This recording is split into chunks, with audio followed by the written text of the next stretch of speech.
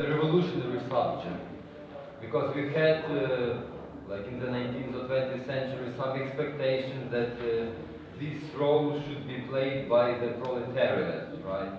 Now it sounds like not so okay as it was, as it used to be.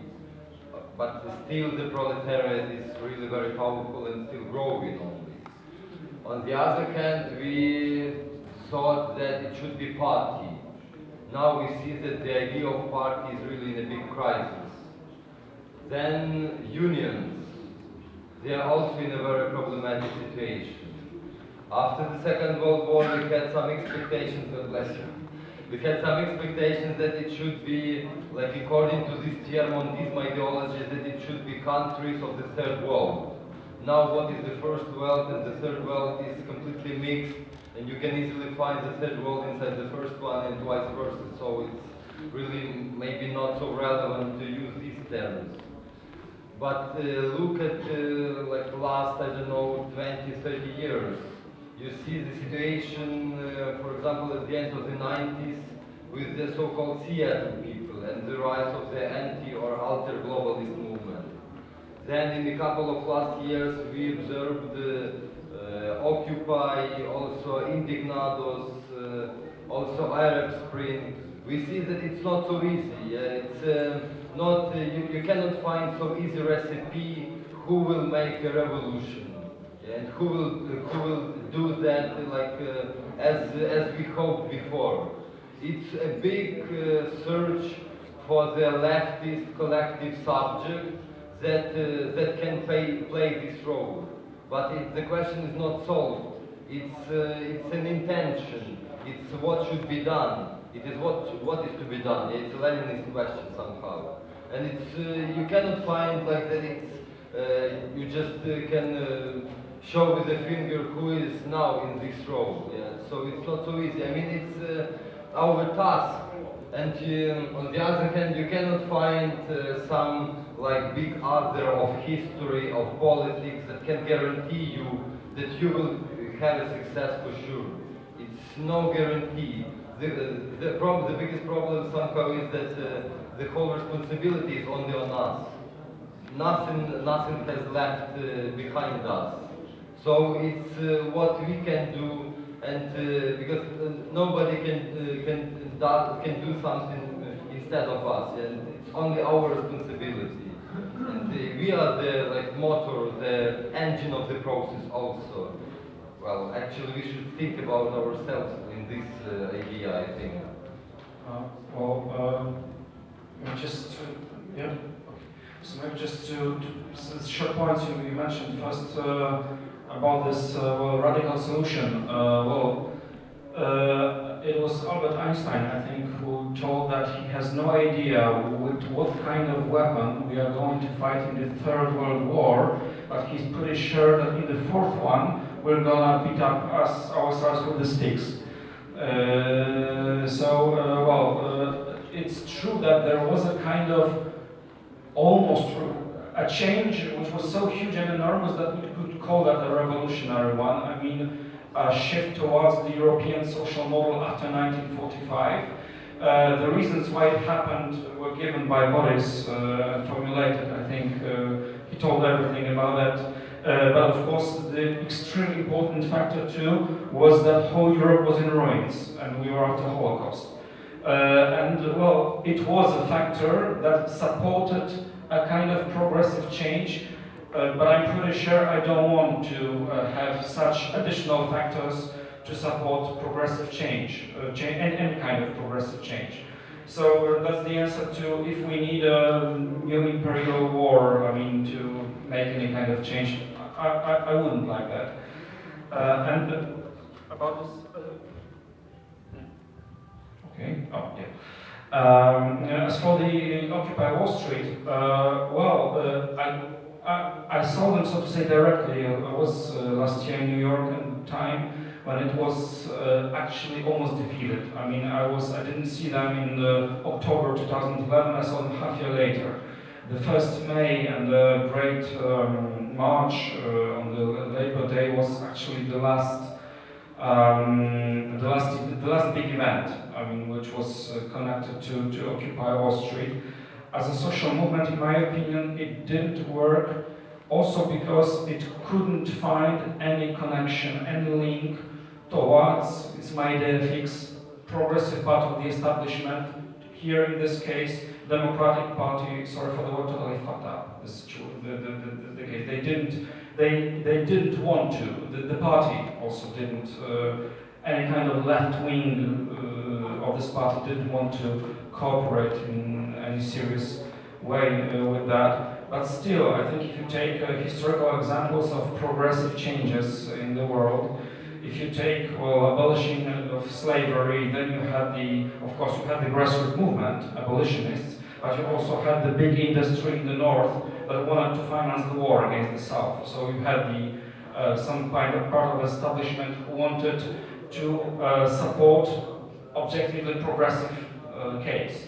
If you had the Roosevelt's New Deal, then you had, of course, trade unions, which are kind of a grassroots movement, or were at that time, but still you had some faction of state bureaucracy who felt it could be a good idea to do that and to prevent some radical shift, because it was in order to prevent the United States to become socialist. So this was why they made a New Deal. They didn't want communism, or they didn't want Nazism. As FDR said, there are two solutions now. The one is by Mr. Hitler, the other one is mine. Well, let's try mine. Third, if you take the United Europe, we also have heard a lot about it. These were the political elite, these were intellectuals, these were also, there were also some factions of big business, of big industry, but in the 40s and 50s, but still, it's always like you need to have some faction of the establishment. You never do any kind of significant change being totally out of the system, but being only out of the system and wanting to have nothing to do with the establishment that is functioning now. I think so. Well, these examples, and when you analyze the history of the last 200 years, I think it proves that, or at least illustrates my thesis. So, well, the sources of optimism, well, I would say that if there was an editorial in Financial Times when they wrote that raising inequalities of income in Europe is a dangerous factor that could threaten our European model. Of course, I don't know what they meant by their European model, but still, I think it is a kind of progress, at least on the level of discourse, which, in my opinion, should be the first step. I mean, to changing something in practice and outside and beyond the discourse itself. Yeah, I would only, before Boris, I would like only to add that it's also, as for the Occupy movement, as well as for the Indignados in Spain, they show the biggest problem of the so-called social movement, that it doesn't want to institutionalize itself. So it works only like, you know, like a sparkling star. So for a very small time, and it cannot stay and functions for a long time. So what we really need from the social movements is new constituency, new beginnings, new institutions that can stay alive during a long time and can be really successful. Not just some fest in the street, not like a party, it's like a fashion, but real work during years. That is another question, yeah? Why these movements are not able to do that. I observed it in Germany, it's totally fucked up because they can make a couple of parties during a month, but nothing else. And that is social movement. But my question is, what kind of social movement is that if they are not ready to real work, not just to declare something on the street and then make some signs with their hands, you know, but real everyday work. That is the real revolution, not just fetishes on a, you know, metaphysical heaven. Can I narrow down my question? Just Okay, narrow it down. Because we're really out of time, so it's Just, I want to say a few words. Все по-русски, если не возражаете. Очень коротко еще раз про войну и потом про социальные движения. в годы войны, понимаете, все-таки самая вооруженная держава на сегодняшний день это Соединенные Штаты. И для того, чтобы была война, кто-то должен быть вооружен и воевать. Так вот, совершенно понятно, что вот две локальные войны, которые мы сейчас видели в Ираке и в Афганистане, уже в значительной мере продемонстрировали, что ресурс военного решения, силового решения, даже у такой державы, как Соединенные Штаты, на сегодняшний день ограничен. Этот ресурс не безграничен, эта сила не безгранична. Мы видим, как мощнейшая в военном отношении держава завязла в двух, в общем-то, достаточно отсталых точках. Правда, надо сказать опытные вещи, что вообще-то именно с Афганистана и с Ирака начался упадок Британской империи. Буш как-то очень символично полез именно в эти два места. Не надо было туда лезть.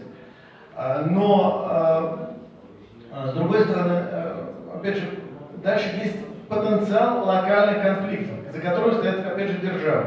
То есть Саакашвили назвал одну из улиц в Тбилиси улицей Джорджа Буша, правда, это, по-моему, тупик. Нет, на самом деле я не прав. Конечно, это не тупик, это просто такое очень запыленное, пустое место.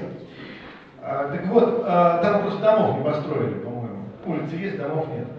Вот. Да, и потом мы с грузинами стреляли друг в друга. А теперь, через месяц, мы с нашими грузинскими товарищами в Тбилиси проводим в рамках постглобализационной инициативы общую конференцию. Понимаете, значит, определенные сдвиги происходят. Можно сделать какие-то вещи конкретные, и можно добиваться конкретных успехов. В этом смысле движение, в том числе та же самая грузинская мечта, о ней можно говорить все что угодно, но оказалось фактором реальных перемен. Но абсолютно согласен с Василием. И вот это самая главная мысль, может быть, на которой действительно стоит закончить, завершить нашу дискуссию, потому что на самом деле, конечно, мы ее завершаем из-за отсутствия времени, но давайте сделаем вид, что мы ее завершаем на некой оптимистической ноте. А именно, что действительно, с одной стороны, есть безусловная потребность в социальных движениях, но они должны стать политической силой. Это значит, что они должны иметь институциональную основу, должны иметь способность к постоянному действию, воспроизводимому. Они должны иметь способность к эффективному принятию решений и их выполнению. Это совершенно не обязательно должно означать ленинистскую партию традиционного типа, потому что такая партия, скорее всего, сегодня просто не будет работать. Или она будет работать в лучшем случае как элемент гораздо более широкой картины.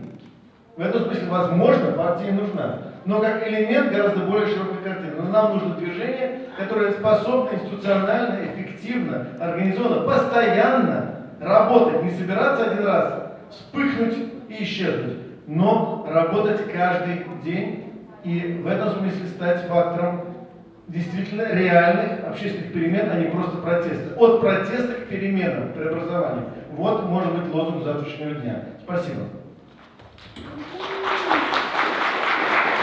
Sorry, we're really out of our time. Thank you very much. Krzysztof Agitol, Нікола Булак, Михайло Сутовський і Борис Кагарлицький. Скажу на кінець українською, що завтра ми розпочинаємо тут в будинку поруч в Академії наук на 3-му поверсі в лекційній залі о 10-й.